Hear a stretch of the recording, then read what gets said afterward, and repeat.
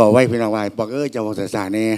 แต่ย่ำล่ำกับพ่อใดอยู่ครับแต่กับย่ำบอกเราบอกถ้ามันแหละชีวิตลุงโรดวันเจ้าพ่อพระลานใจบัดนี้เป็นหมอลำเพิ่นน้องจ๋าเนาะเป็นหมอลำเพิ่นเอาศูนย์เอาจีไม่เหนื่อยลำเพิ่นกันแล้วกันเนาะมวนมาละมวนครับเนาะถ้าเป็นลำเพิ่นน้อง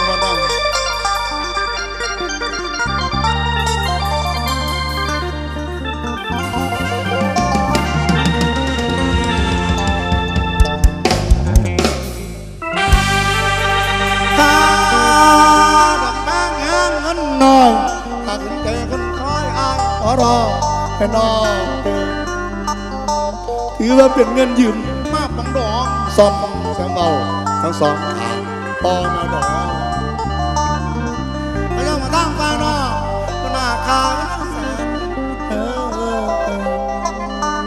ลานางเอ้ยด้านตำบันมันคอน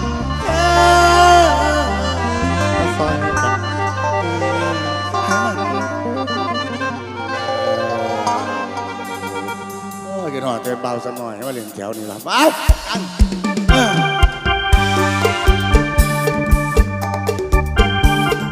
โย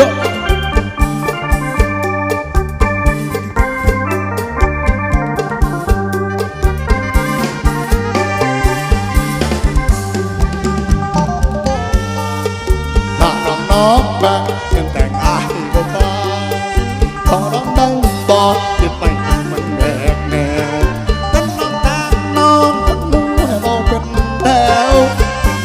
แล้วตัวให้บ้านเป็นวางผมเป็นทิ้งทางจอดเสด็จเดิมการแต่งรับน้องเป็นตาหัวเราตั้งเป้าที่เอาให้ได้สาจำฝันได้นะแม่ยายที่ได้อุ้มหลานเป็นตาด้านอาหารแต่งต้องมาแบ่งก็เปลี่ยนแกงสิโบเป็นต้องพัดไหลหาได้ยังต้องขอแก้มงามมีสิ่งใดไหนก็จะมีดอกให้ดอกให้ย่างลูกคนดอกและต้นน้ำก็ให้กัน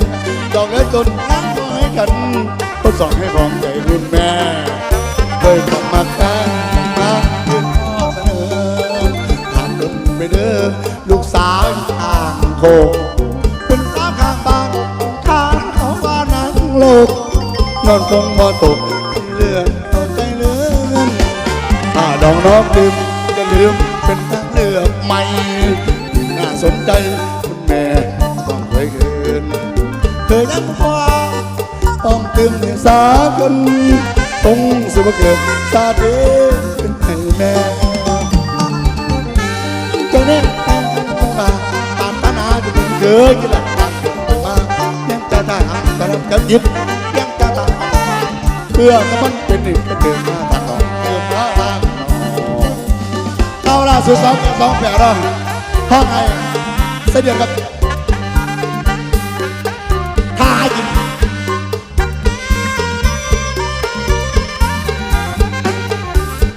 ท่าหากิน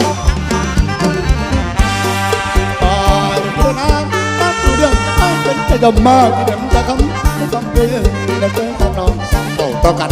เดือนเดือนนั้นเดือนสดใสนวลไม่ได้ตัดสองมาอย่างเบื่อทำขึ้นนั้นได้หรือเปล่าบอกนักเจ้าโจรชั่วชีวาแต่นักสร้างน้องจันจะน้อยมานานคนที่4 เดือนจะอายน้ำยังไงเล่นไอ้จีนพี่น้องเยอะนกยังยังดู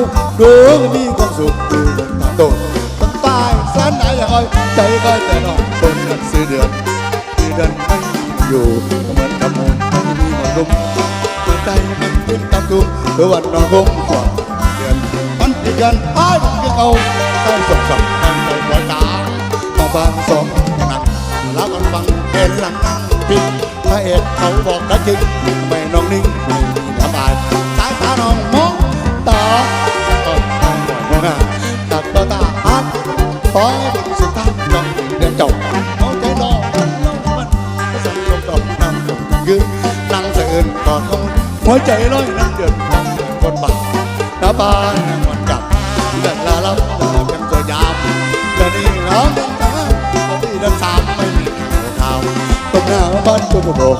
เสียงนั่งโศกอยู่บนกันนาว่า ข้าวสาวเดินมากันน้ำตามีแอบไหลนองหนาวลงก็ย้อนร้องกันไปใจก็ยืนตื่นก็ลงไปลงไหลเด้อเดินไปไหนลงต่อพี่มองสายน้ำเดือดไปคิดไปเหมือนแทงน้องเดือนต้องปากมาว่าเดือนไปจำเดือนเหมือนไปต้องลงตะกมหน้าต้นตากต้นลำบากทำได้แต่เนิ่นสาวเดือนเข้าไปลบดากระดกประสาทเดินสิ้นเสียงแก่อย่ามาลงอ้อนอย่ามาจับปากทางขาเดือสาวกระดาษหนาวลงต้นกะเก็บข้าวเดียวทำเงินบาทมันบาทที่ไรข่าวเดินน้องจ้องอยู่สุขสำราญมีแฟนเป็นผู้จัดการแถวโรงงานยานตามประแดงใจง่ายไม่ค่อยเดือดต้องคนขอเราส่วนเขาเจ้านองเลยอยู่ไปรวมกันความฝันนั้นคืออดีตเจ้าได้ขีดชีวิตเส้นทางเรื่องสารถ้าวันเมื่อหน้าด้านตาไปไกลตัวใหม่เมื่อขึ้นสองนักเมื่อมองแสงของดวงเดือนก็ช้ำมาย้ำเดือนจะจะเดินทางวนวนจนยันคอยร้อยลงมาทำมาเดินทางเดินปัญญงส่งไหนปัญญงเอาหนึ่งตาเหลืองแล้วก็ดังไปเจอไหนไปเจอสาวสมโอ้ยนะนอนนานห้องแอร์นะครับสาวยโสโอ้ย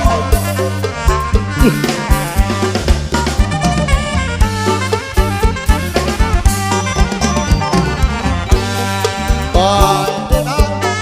ต้องตามน้ำมันเด็กจะให้กระดอกโตในเพียงกำยังอ้ากับฟันก็ได้จะสิ่งก็จะสิ่งก็โบโตเสียสิ้นทิ้งแก่คนเป็นใจก็เหยียบของใจเปิดป้องให้เห็นแน่หรือต้องปากวางลมจงเงินเหมือนจะได้ร้านไหลกระดอนตัวหันใจต้มส่งเดือดสนน้ำมันสาน้ำมาใหญ่ไปไกลเลยจะยืนกินต้องแบ่งแต่ประเด็นอย่างไรจะวางสวยเข้าลำป่าตัวบนเยี่ยมปัดเป็นป้าเป็นกันตายไงสุนทรตายไงสุนทรคนพูดด่าที่เก่งทำดีสาวเอ๋ยผู้สาวยาโสธรผู้สาวทางแค่ดีดีสาวงามลมดำน้ำสีปากดีหรือสีบันไดด่าโบไรเว้ยต้องเป็นเกิดสั่งต้องไปบางยอดสาวงามไล่อย่าทำไกลให้กันเย็นเจอร้อนมาต่อลงยอดยังไงเข้าใจบ่รู้นี่สู่ตัวใหม่ทำลายแต่ผู้สาวสำนอยปันหน่อยเดินรถเป็นแซวแต่บ้านข้างสองแถวตำตะแปวใส่นุ่มกระเป๋าเป็นสาวมองสวยเด็กติดเสียเงินที่ไม่อายอุ้ยตายก็ไม่น่าบึ้งอุ้ยตายก็ไม่น่าบึ้งที่จริงโดนเป็นโอ้สิสองทีสาวผู้สาวเหมือนบ้างไฟการที่ได้เป็นเด็กแม่สีจะโสสาวโตอีหลีจะโสสาวโตอีหลีจะยืนมันจนงามที่สาน้ำลำที่ได้เกี่ยวใจเดียวเดินทางดูคงเมืองไปข้าเจ้าแข่งขันนั่งแฟนไปเที่ยวเป็นเพื่อนเสือกลองน้ำคนหนึ่งจะโสนำวันหลานก็สบายใจจังเพราะต้องเป็นครั้งเดียวแต่ดวงเกิดคนเดินที่งานเขาใหม่ไปจะดูอีกทีบางไปยังไม่เป็นทีพอขึ้นเสียเอาต้นเมื่อกี้สาวจะดีเจอพอเอาจมใจเนื้อตาก็เหลือมันบังประทานพอจับแต่เพียงกายาตุกน้องทุกคนน้องผมบอกว่าน้องจ๋าจะเป็นนีเมื่อข้านี่ที่ผมให้ที่ไปตันเลยตันบกขึ้นจะเกิดบุญคุณบอลท่านก็ตายหัวโตตาโมโกแปะเต็มที่แล้วแนวโตสายน้องต้องตานอนในกาดมีบัวปอยัวรัวใส่แกหมาปอยัวรัวก็ยังต้องให้รถกัน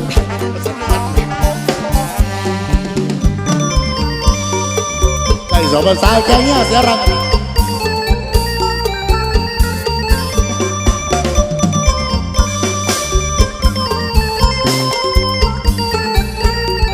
แกเงี้ยเสียรังปอน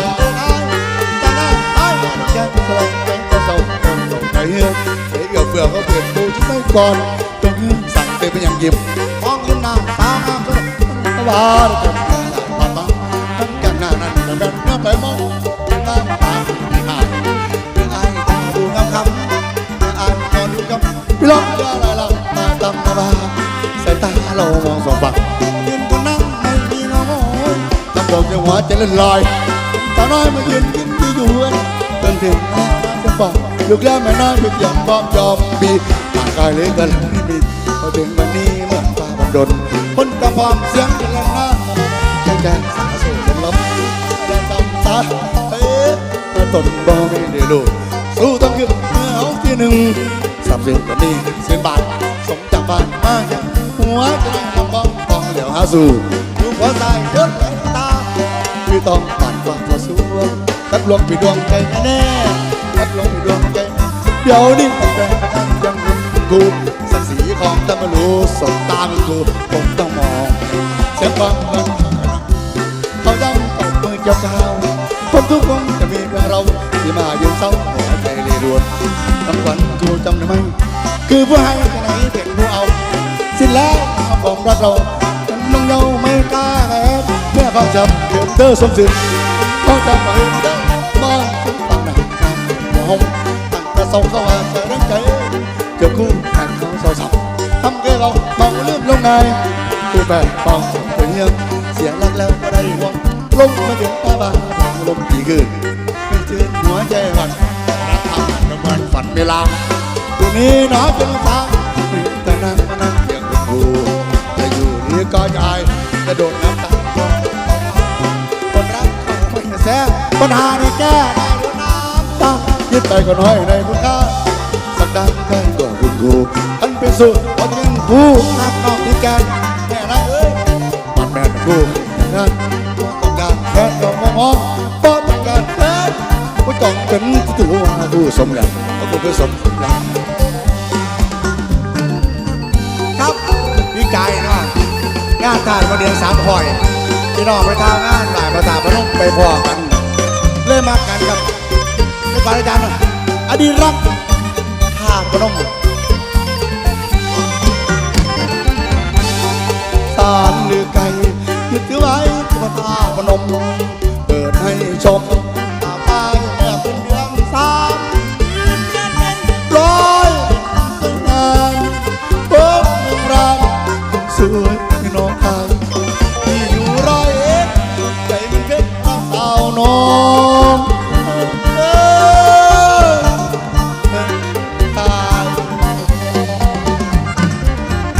คบมาตาถึงสิ่งเจนี้สองน้องปีกันอย่าเจ้ากลับมาแล้ว2 วันโบอยู่รักเก่าวอนเบาทาพนมกบกากาบทบาทในของรักยืนยงแลกที่อยู่ซึ่งกันและกันป้อหมายมันบอกจำเพาะเจาะจง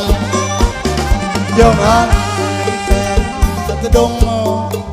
ลอยโด่งกับฟ้าสีทองมองไม่ได้แต่จ้องสายตาเมียงมองเธอขอร้องว่ากับพอมกันนะแต่แล้วต้องเอ่ยอำลาต้องลืมน้ำตาเจ้าไหลเป็นตั้งนั่งแสงตะมานขึ้นบ้านสุดคงก็ล้มไปบ่จื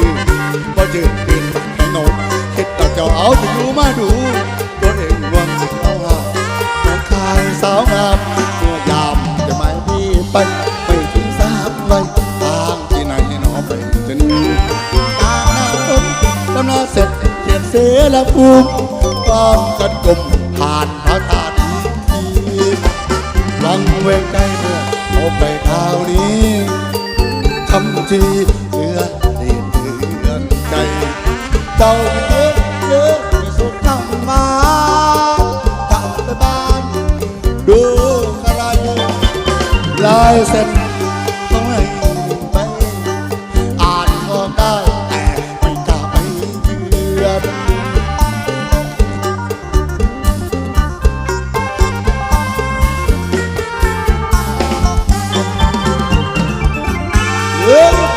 ไปก่อนก็หวังก่อนวันไม่เหลืออดีตเก็บไว้ทำหนังซึม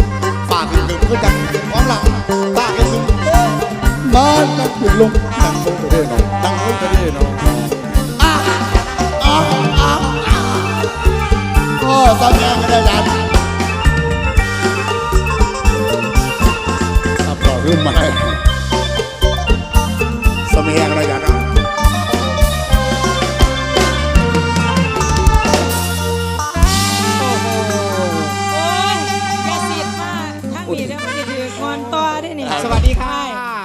คุณครับ ไอ้าย ครับ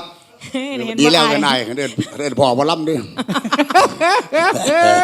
รู้ใจกัน แม่นสุดยอดจริง ๆ นะคะ ราชาลำเพลินรุ่งโรจน์เพชรธงชัย เจ๊บอกไอ้เฮียทั้งหัวผู้น่ะมันป้ามันยางตาย ผม ตัวหัน เฮีย ได้ เดี๋ยวขนาดในห้องแอร์ด้วยนี่ ลาใกล้ๆกันเบื้องสูงเทียมกันบ่ลูกหลา หยอด โอ้ย หยอดแต่กันเลยตัว ผู้หนึ่งย่อผู้หนึ่งสูง อากาศข้างบนเป็นอย่างไรบ้างคะ ได้ค่ะ ข้างล่างสบายดี ใช่บนบากันเนาะ ค่ะคือหลายกรอนแต่ค่ะลองติดต่อกันไปนี่เมื่อยบ่ค่ะพี่ปอก ใช่เมียอยู่แต่ว่ากับวัดเอาเนาะ ค่ะ เพราะว่าบ่แมนทางแต่ของห่างเป็นว่าแล้วไม่หลายเด้อไอ้เขานะเรื่องได้ก็ดีเยอะดิ ค่ะ มาล่ำก็หลายอยู่ดอกแต่ว่าสิได้แต่ว่าชิปก็ก่อนกันเลยบาง4 ดอกขอบคุณหลายๆที่ไม่เห็น ลำมวนขนาดคนไข่ติดเตียงก็อยากลุกขึ้นมาฟ้อนผู้ใดอยากเศร้าไข่พุ่นได้ อีหลีเลยครับ น้องลูกสาวหลามุนทีล่า แม่น แม่น เห็นหน้าแม่ยาย ค่ะ มันเลยอยากยิ้มตลอดเวลาเลยแม่ เออ นะคะไอพีเฮานะคะ แม่น โอ้โหอันคันเอิญพ่อว่าได้แล้วตั้งแต่เมื่อวานไปจอดรถเติมน้ำมันสิเบิดกันยังว่าเติมต่อเด้อ ก็เอิ้น สิไป พ่อ เติมปั๊มหนา บาดสิเตือนน้ำมัน อ่ะเดี๋ยวบัดย่ามเว่าอันมีแต่ผู้จัดการสาวน่ะล่ะฟังแล้วรู้เรื่องกัน บางสี่เขาใหญ่ ย่ามเว้านี่แม่ นี่ มันเป็นคือเป็นจังซี่ล่ะ ใหญ่ ไอ้ ยุ พ่ ท อ ธ เลยมีสิทธิ์หล เรื่ อ อก ง ลงหลอเรียน พู เด้ ด อ ไม่รู้เรื่องแต่ว่าลำมอฟูเรื่องอยู่ใหญ่ยุทธยาสมัยผมเป็นลำเสื้อน้ำใสยุทธยาลงหนังอยู่ลงสนามมวยเนาะสมัยก่อน อันผู้สอนเนาะลุงโหลดสองลุงโหลดสามจังใช่นะลงนี่ก็เว้าคือได้หมอลำอีกคณะหนึงนี่ก็เว้าคือได้ ว่าตัวจริงมาแล้วใส่มาสอนมันก็ได้ย่างมาดีเลย ใช่นะ